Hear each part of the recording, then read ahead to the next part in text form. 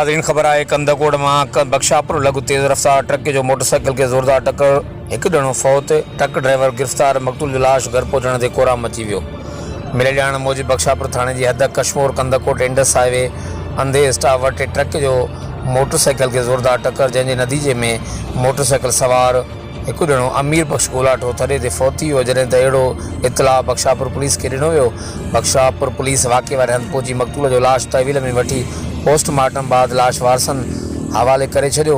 जॾहिं त truck driver ख़ानमोहन Pathan खे पुलिस गिरफ़्तार करे थाणे ते लाकअप करे छॾियो आहे। वाक़े जो केस दाख़िल न थी सघियो। हर वक़्तु आगाह लाइ ॾिसंदा रहो GTN वेब न्यूज़।